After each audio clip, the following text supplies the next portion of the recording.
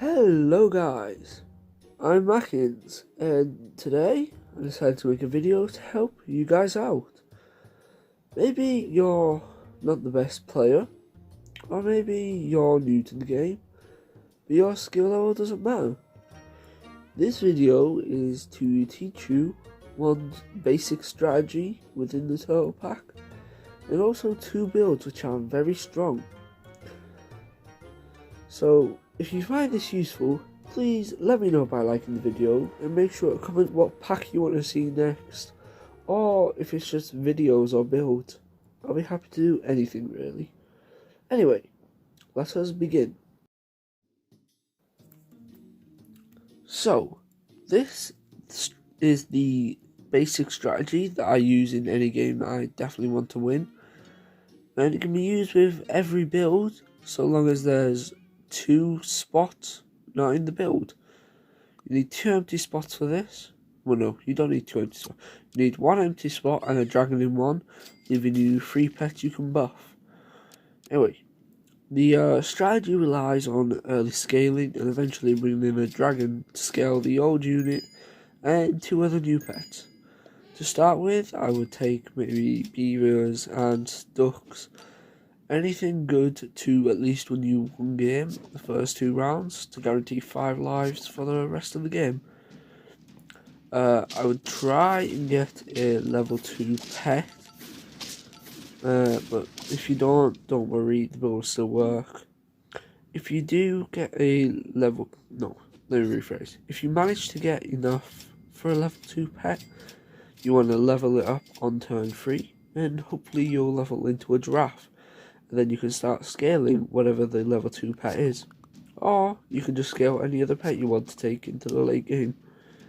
If not, you want to get one as soon as possible, and it will become available on turn 5. The giraffe's really good because it can scale the pet in front of it 1-1.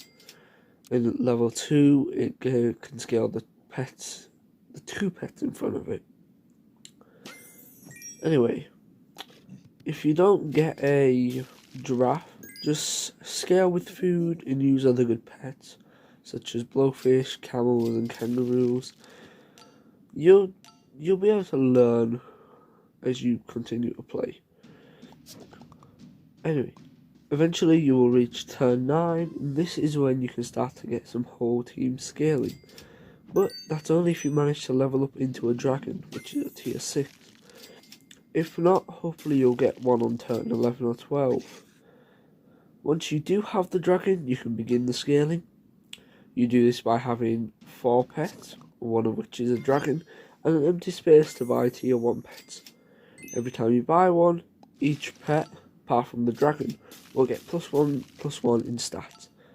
You can level the dragon to increase the total stats gained. So a level 2 will give +2/+2 to every pet, and level 3 will give +3/+3 to every pet. This is the basic strategy I use if I want to win games, or if I'm just testing builds to see if they're viable. But I need the pets to be strong, so I use the dragon to scale them. Anyway, this is not the funnest way to play, but it is really good for winning games. I will now be moving on to 2 builds which are really strong all the way throughout the game, and I would recommend using the dragon scaling strategy with the builds. So, build number 1 is something I like to call the blowfish machine gun. Obviously, the name implies that it has a blowfish in it, but it also includes an elephant and a tiger. That means there's 2 spots left on the team, and I'd recommend using the dragon scaling strategy on it, since that only needs 2 spots, but you can use whatever you want really. The way the build works, you put the elephant at the front, then the blowfish goes behind that, and the tiger goes behind the blowfish. The elephant will deal damage to the pet behind it, which is the blowfish. The blowfish's ability is to deal 3 damage, I think, to a pet when it's hurt, and whenever the elephant attacks, it will do damage to the blowfish, which will then do damage to the opposing team's pets. Once you put the tiger in, then that damaging blow will be repeated. So instead of 1 attack, it will do 2. If you level the tiger or the blowfish, you will do more damage to the opposing pet. Whereas if you level the elephant, it will do 1 damage 3 times as a level 3. If you level it to level 2, it will do the damage twice. Since the damage happens 3 separate times, assuming it's a level 3, it will trigger the blowfish 3 times. So after 1 level 3 elephant attack, assuming you have a tiger, you will get 6 triggers from the blowfish. The rapid firing of the rocks to the opposing team gives it the machine gun name. This is a very strong build, simple to use, and I would recommend trying it.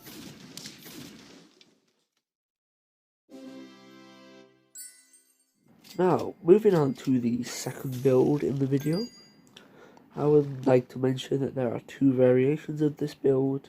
I believe the first one is better, but I'm not 100% sure on that. But regardless, both are good. The build consists of a camel, a kangaroo, and a tiger. As you can see, the tiger is a very good pet and super auto pet, since it repeats the ability of whatever's in front of it.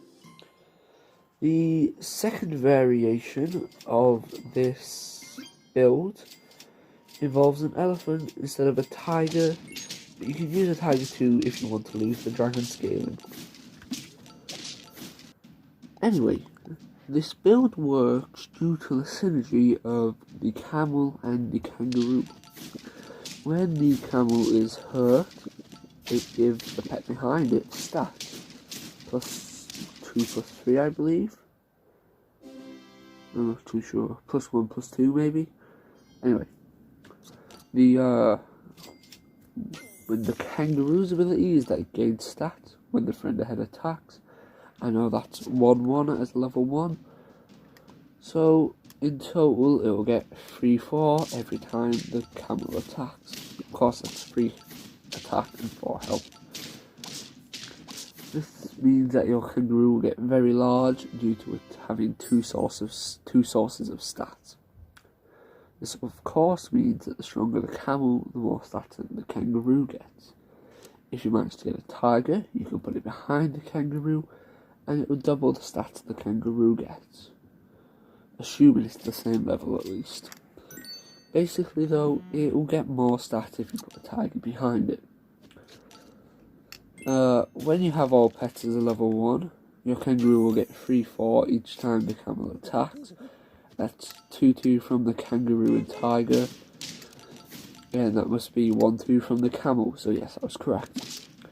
If you manage to get all your pets to level 3, then your kangaroo will gain 9/12 every time the camel attacks and is hurt. This means that if you get a huge camel with the dragon scaling, then your kangaroo is going to get very, very big. Additionally, the 2 essential pets, which are the camel and kangaroo, are available in the early game, as the camel is a tier 3 pet and the kangaroo is a tier 2 pet. This means you can start scaling them early with giraffes and food, and hopefully you can have them leveled up to 2 or 3 by late game. If you go for the second variation of the build, you can use an elephant. Then that will deal a small amount of damage to the camel as it's in front of it, which then gives stats to the kangaroo. That's slightly better because it does only 1 damage, or 2 or 3 depending on the level of the elephant, but then that also means more stats. That's better because the enemy might have something that one-shots your camel, so if you can get some extra scaling for your kangaroo in with the elephant doing 1, 2 or 3 damage, that's going to be better. And then when your elephant dies, even if your camel will get 1 shot, it's still going to give more stats, so your kangaroo will still get quite big.